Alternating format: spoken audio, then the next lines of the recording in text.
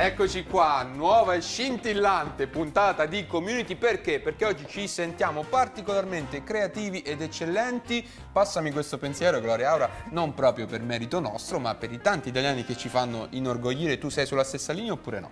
Sono nella stessa linea e sono d'accordo con te, infatti più tardi parliamo di letteratura italiana per bambini, un settore in cui siamo veramente un'eccellenza, anche se non sempre ce ne rendiamo conto, così come siamo bravi anche nella formazione e anche oggi, come tutti i lunedì, ci sarà l'appuntamento con Campus Italia. E ora passiamo al consueto spazio del lunedì dedicato alla formazione d'eccellenza. Questa volta gli amici di Campus Italia sono andati a Napoli a conoscere un robot particolare. Pensate che di professione fa il pizzaiolo. Il suo nome è Rodiman, che sta per Robotic Dynamic Manipulation, ovvero manipolazione robotica dinamica. La pizza è solo un pretesto per lo studio e la ricerca sulla manipolazione degli oggetti flessibili e quindi lo studio è curato appunto dal laboratorio di robotica Prismalab e ora vediamo un filmato per scoprirne di più e poi ne parliamo in studio.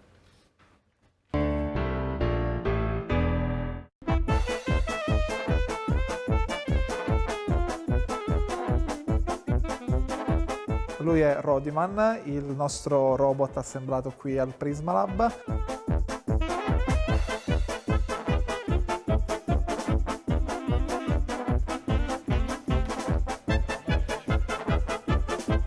Stiamo testando su di lui degli algoritmi di manipolazione dinamica non prensile e come esempio abbiamo preso quello, diciamo, del pizzaiolo, di preparare una pizza.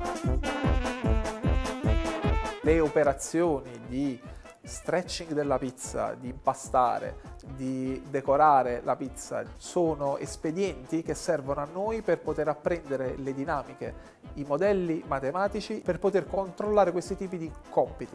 Poiché la fonte di calore all'interno di un forno proviene da una sola direzione, il nostro robot sta provando a far girare la pizza sopra la pala e si può vedere come sta girando la pizza di gomma sulla pala attraverso questo puntino bianco segnato come marker. Italian robotics is one of the most important in the world. I think at the same level of Japan and Germany, this group at the Prismalab is one of the most known groups in all the world. In questo caso l'obiettivo è quello di stabilizzare una palla che rotola su di un piatto. Può essere un esempio, ecco, di un oggetto che va portato su di un vassoio e deve resistere ad eventuali perturbazioni esterne. Rodiman è un progetto finanziato dalla comunità europea ed è un premio, per così dire, alla curriculum e all'idea presentata dal professor Siciliano. I have known Professor Siciliano by name because we at Mexico use his book of robotics, and I think in all the world this book is employed. Siamo un laboratorio, seppur piccolo in dimensioni, siamo un laboratorio grande a livello di rilevanza internazionale.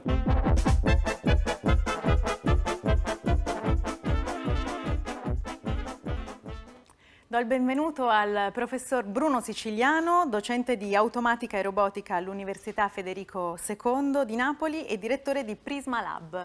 Ben trovato. Professor Siciliano, che cos'è e di cosa si occupa Prismalab? Prismalab è un laboratorio che è nato circa 30 anni fa.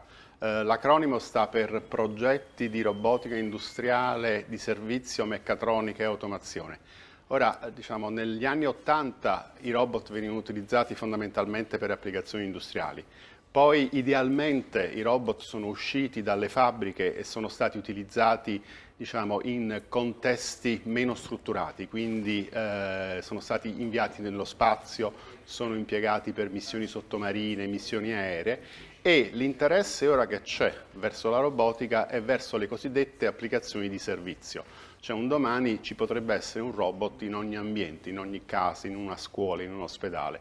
E quindi, diciamo, in questi 30 anni noi siamo cresciuti dalle applicazioni industriali, ci siamo spostati man mano verso le applicazioni più di servizio, quindi, diciamo, la robotica come tecnologia utile per il, potremmo dire, per il benessere dell'umanità, in senso lato.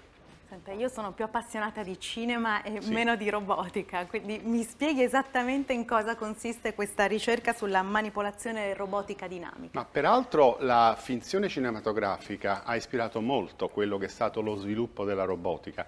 Che cosa si intende per manipolazione dinamica? Tipicamente i robot sono chiamati a manipolare oggetti afferrandoli con delle pinze oppure con delle mani a 3 dita o delle mani antropomorfe.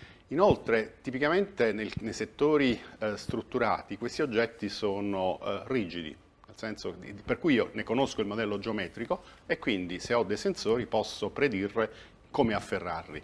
La scommessa che abbiamo affrontato è di andare oltre lo stato dell'arte affrontando il problema della manipolazione non prensile, cioè prendere un oggetto senza toccarlo direttamente, quindi senza afferrarlo, e in più il fatto che ci sia un materiale deformabile, quindi un oggetto elastico, cosa che il braccio e la mano umana è in grado di fare. Ovviamente per il robot non è ancora così.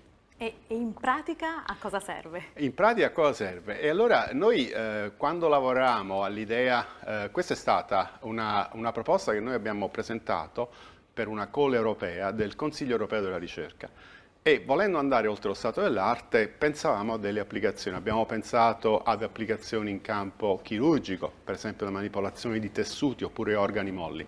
Poi col fatto che il progetto era partenopeo, per così dire, napoletano, abbiamo pensato a un'icona classica della tradizione napoletana, ovvero alla pizza. Nel senso che abbiamo pensato che le fasi di lavorazione di una pizza napoletana sposassero in maniera brillante quello che era il benchmark per il nostro sistema robotico.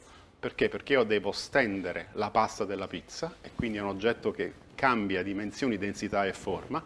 Condirlo è la cosa più semplice. Poi bisogna in qualche modo infornarlo e anche là c'è un'arte destra da parte del pizzaiolo perché con la pala della pizza deve coordinare dei movimenti, delle traslazioni, delle rotazioni in modo da garantire la cottura uniforme.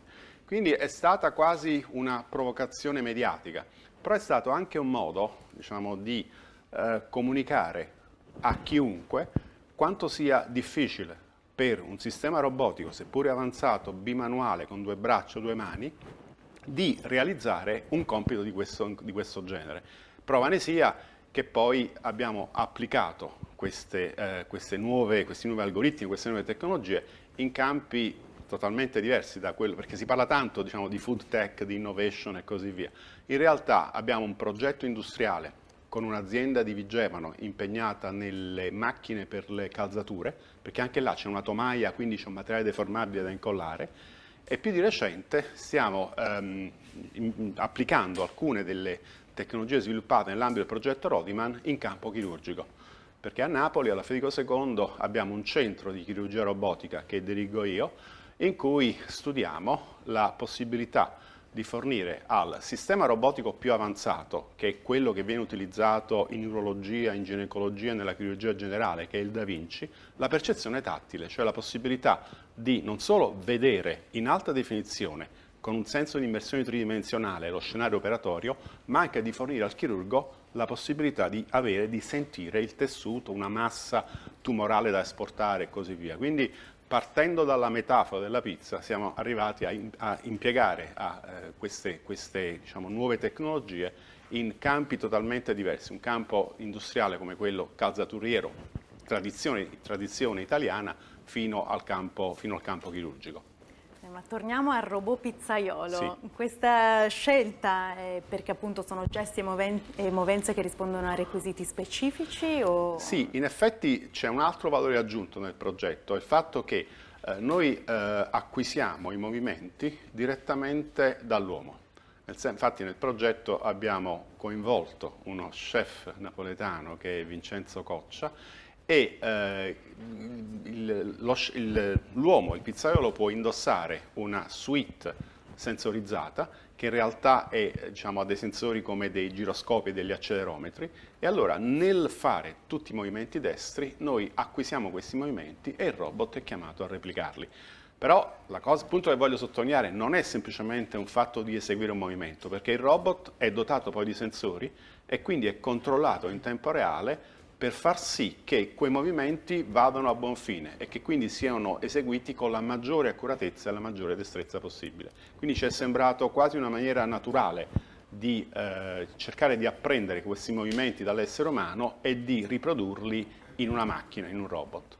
E allora vediamo Vincenzo Coccia all'opera. Allora, siamo in compagnia del famoso chef pizzaiolo Enzo Coccia. Stiamo provvedendo alla vestizione della tuta sensorizzata per acquisire i movimenti.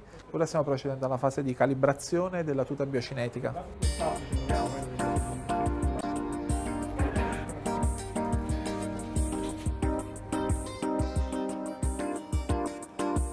Ecco, ora è stato agganciato il movimento del nostro esperto con l'avatar in simulazione che abbiamo del nostro robot Rodiman presente in laboratorio.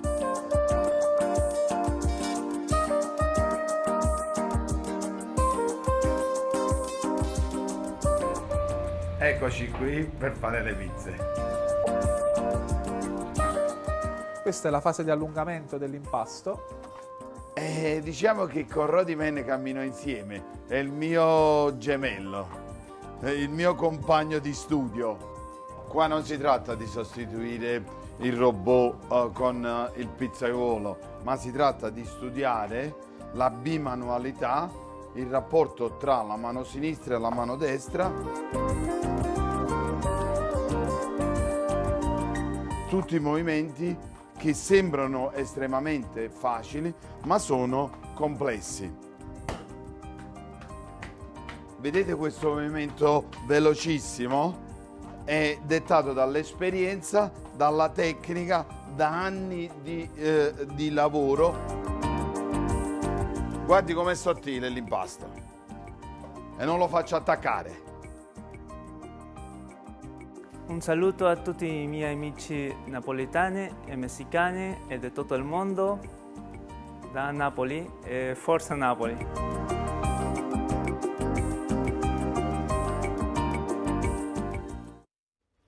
Sento una domanda fuori copione. Sì. Ma è buona questa pizza? E allora diciamo che io da napoletano non mangerei mai la pizza fatta da un robot, anche perché il pizzaiolo ci mette non solo la tecnologia, il controllo della crescita del lievito madre, le condizioni diciamo di umidità, ci mette anche l'anima.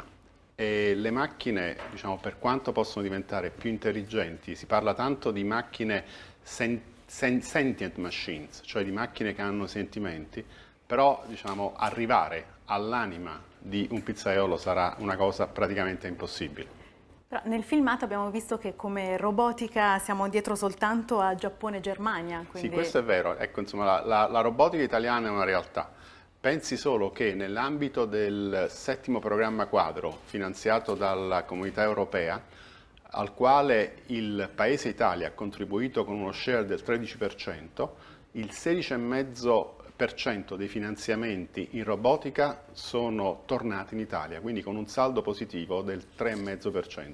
E questo è vero per i gruppi di ricerca universitari, dei centri di ricerca e anche per le aziende italiane. Quindi, diciamo, viva Dio, c'è una eccellenza in questo settore. Benissimo, io ringrazio il professor Siciliano. Per tutte le informazioni potete visitare il sito prisma.unina.it.